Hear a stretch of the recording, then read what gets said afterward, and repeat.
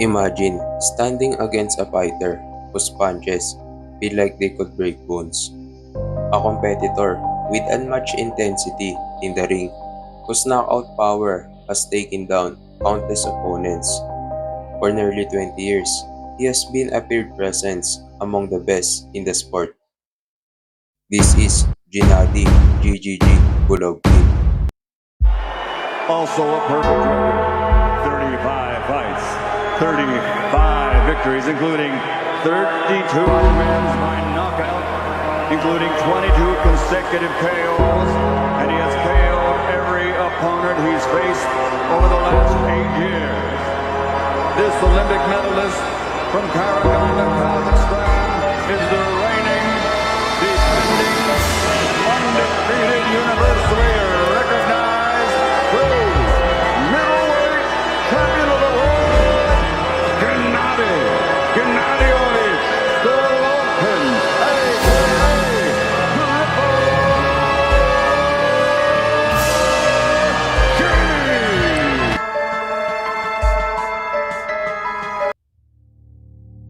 But the path to becoming one of the most dangerous men in boxing history was forged in hardship, loss, and sacrifice.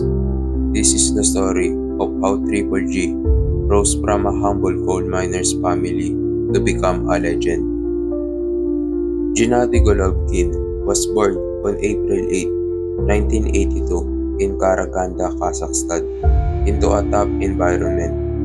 His father worked long hours in coal mining to support the family, while his mother raised the children with love. Despite their hardships, Golovkin family developed a strong work ethic and deep family values. As a child, Gennady was supported by his brothers Sergey, Vadim, and twin Maxim. Sergey and Vadim recognized his boxing talent and introduced him to the sport, seeing it as a potential escape for their family. Little did they know that Gennady would later become the face of their boxing legacy. But tragedy struck when both Sergey and Vadim lost their lives while serving in the Russian military. The brothers were killed in action, and the Golovkin family was devastated by this heart-wrenching loss. Yet, Gennady and his twin brother, Max, found the strength to carry on their family name. While boxing being the most prominent way, Gennady could honor his fallen brothers. Gennady continued the family's boxing legacy. Gennady is the oldest by 15 minutes. It was decided when they wanted to turn pro that one of them would stay back and take care of the family.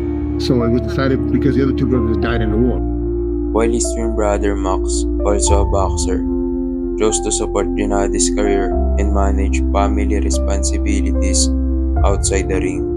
Max's sacrifice allowed Gennady to pursue his professional journey in boxing.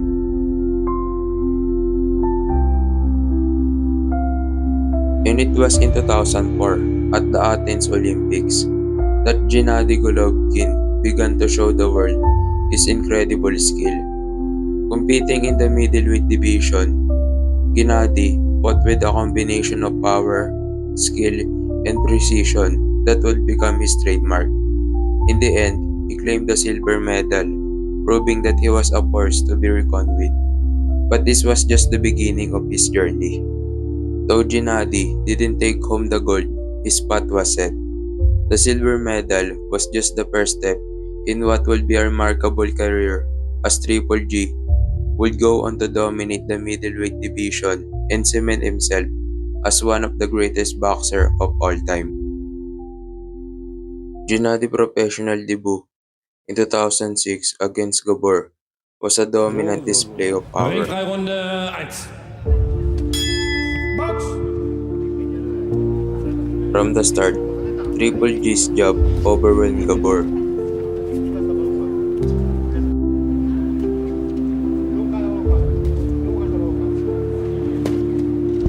Gabor had no room to breathe as Triple G's strike overwhelmed him, hammering him to the core.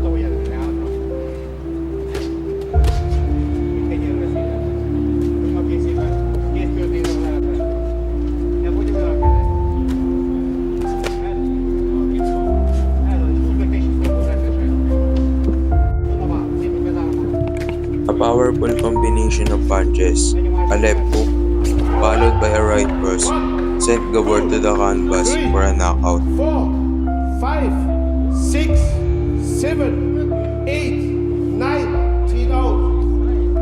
Aus dem Sportboxing-Team aus Hamburg, Gennady Golovkin. It was a clear statement.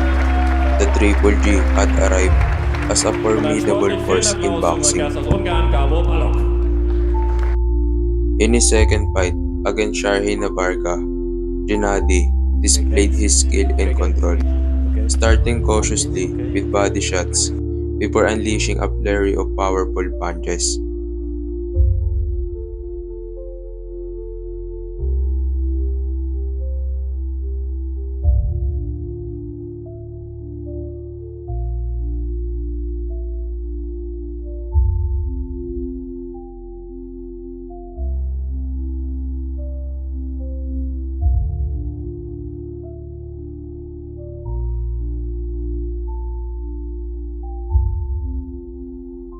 Despite Nabarca's resilience, Triple G's relentless assault proved too much. A brutal body shot, followed by a crushing right hook, sent Nabarcas to the mat, solidifying Triple G's dominance.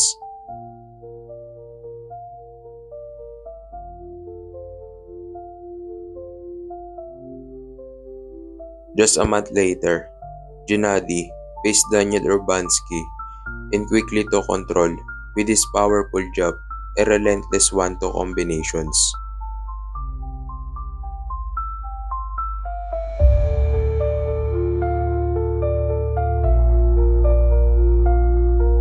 Urbanski struggled to keep up, suffering a severe cut to his right eye by round 3.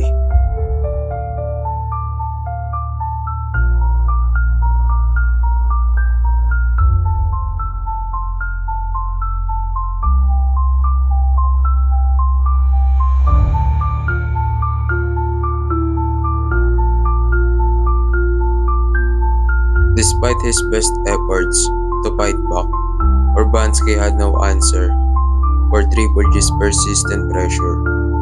By the end of the third round, Urbanski's corner Sportboxing-Team, had Gennady synced up and Golovkin. threw in the towel.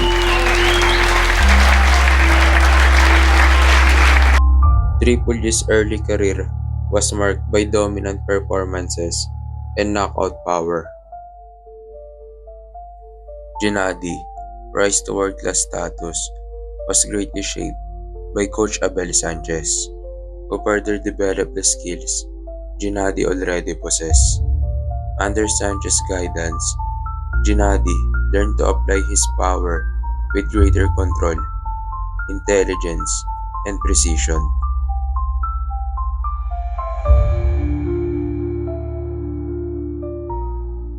This was evident in his first title fight against Milton Nunez, where Gennady immediately took control, overwhelming Nunez with an unyielding barrage of punches.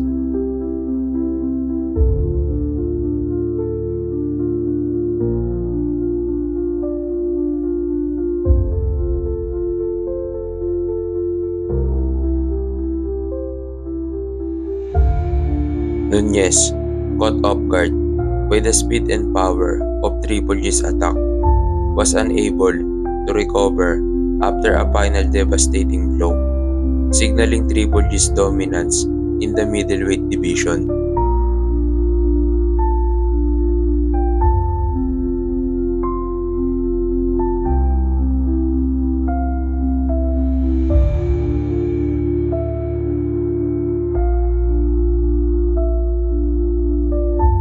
After claiming his first title, Triple G's career gained momentum, with each victory enhancing his reputation and knockout power.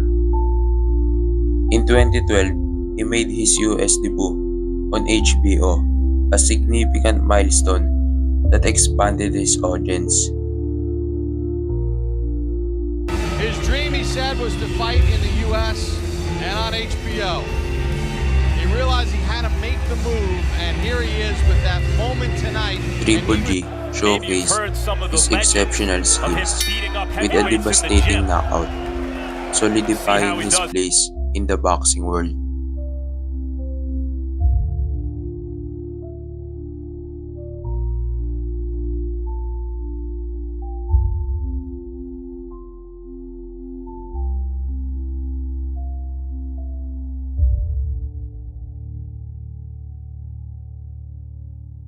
Triple G's knockout power was so consistent and devastating that it sent shockwaves through the middleweight division. As his strict crew, top contenders and champions began avoiding him, fearing a single mistake could lead to a knockout in front of a global audience.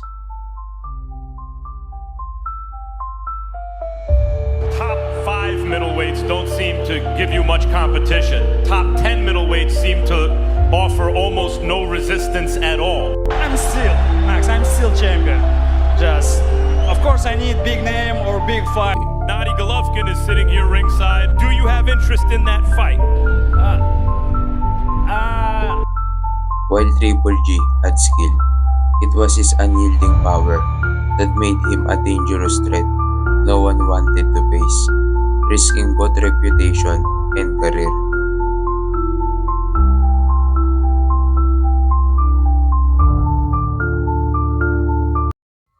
Despite the growing fear of showdown with Gennady, there was one man willing to take the risk of facing Triple G: Canelo Alvarez, a Mexican superstar who took on the challenge. De Guadalajara, Jalisco, México, el legendario campeón mundial, Saúl Canelo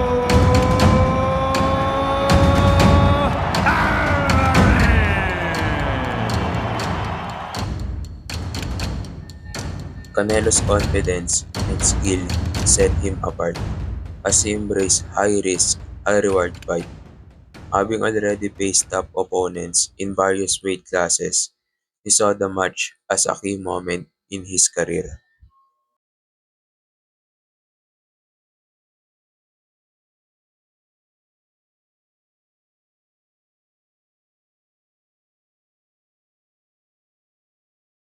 The fight between Gennady and Canelo divided the boxing world.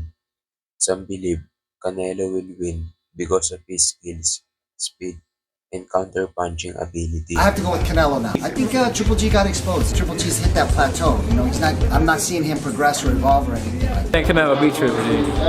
That's a good fight. I see Canelo winning. That was too slick, too fast for Golovkin.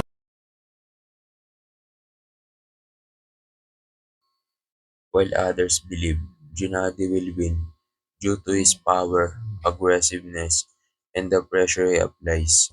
Golovkin probably knocks out Canelo, but I think Canelo, funny way, will enhance his reputation because he'll show how brave he is against Golovkin. So the fact that he'll lose to Golovkin is not going to hurt him as he marches ahead in his career. I think Triple G. He's a monster because he's a monster. Triple G's gonna knock the out of Canelo. I know about them Kazakhstan, Uzbekistan, and Russian fighters, man. Canelo don't want none of that. And the much-awaited fight between these two warriors begin.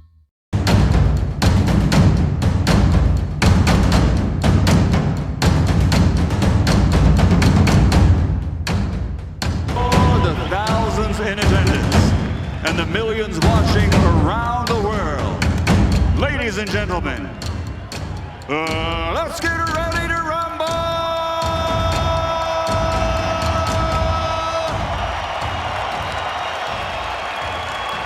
Protect yourself at all times, and what I say you must obey. Good luck. Touch him up, Buena Suerte. The fight began with Canelo utilizing his agility and defensive skills to counter Triple G's aggressive style and powerful jab.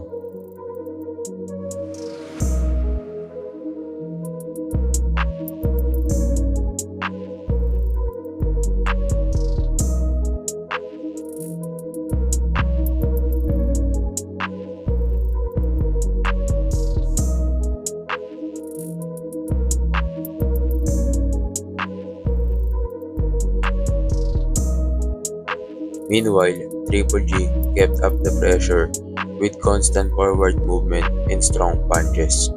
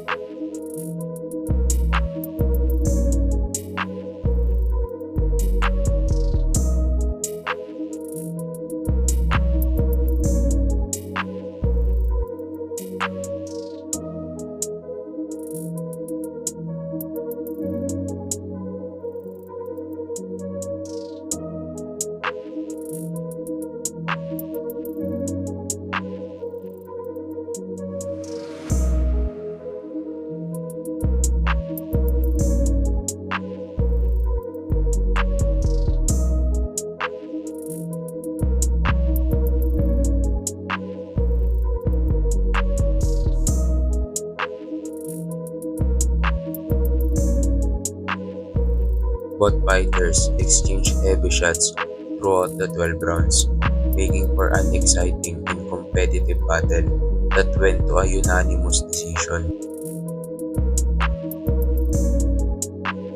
To the scorecards after 12 rounds of boxing, Adelaide Bird scores it 118 to 110 for Canelo. Dave Moretti scores it 115, 113 for Triple G. And Don Trella scores it 114, 114. This is officially a draw. In the end, the decision was a controversial unanimous draw, leaving fans and analysts divided and fueling anticipation for a possible rematch. Well, I think a draw is a highly acceptable result. 118-110 for Canelo? No, that did not happen. That is fiction, unfortunately. Listen, I don't think it was Triple G going away. I thought the fight was closer. I had it 115, 113 for Triple G. But the reality of the situation is that this has been tarnished by a judge that clearly had no business judging the fight. Adelaide Bird, whatever her name is, 118, 110, she needs to be tested immediately. Sure that there's no corruption.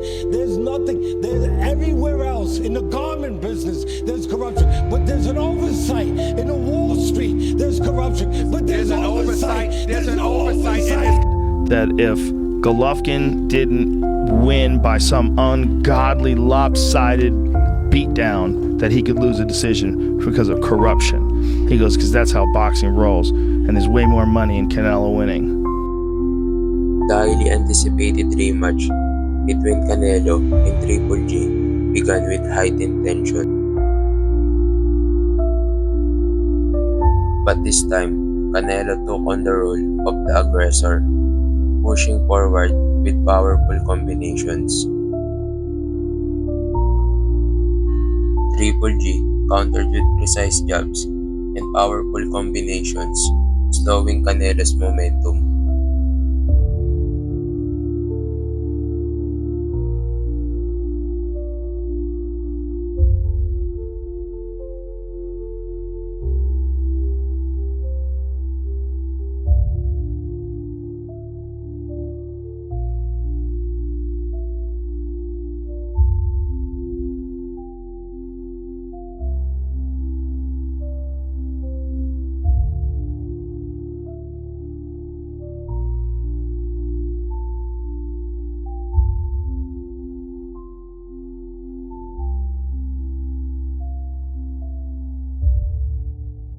Both fighters exchanged brutal shots throughout the fight, demonstrating incredible resilience.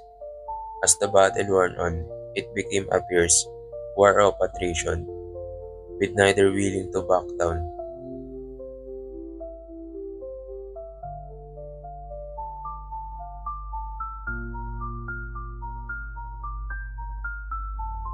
Here are the judges' scoring totals. Glenn Feldman scores this bout even, 114-114. Judge Dave Moretti and Steve Weisfeld have it 115-113. Your winner by majority decision and new WBC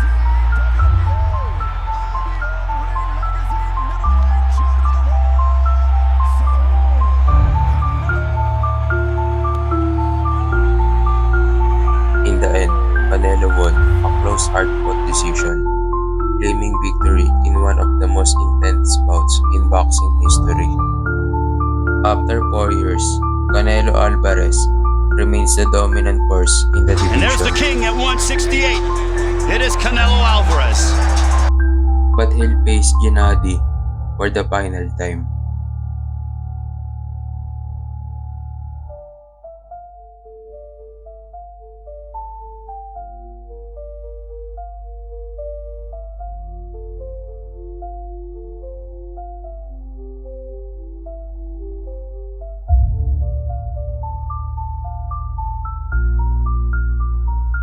Unlike their first two bouts, Triple G is no longer as competitive due to the effects of aging, leading to a Canelo victory. And still, the undisputed super middleweight champion of the world, Saul Canelo Alvarez.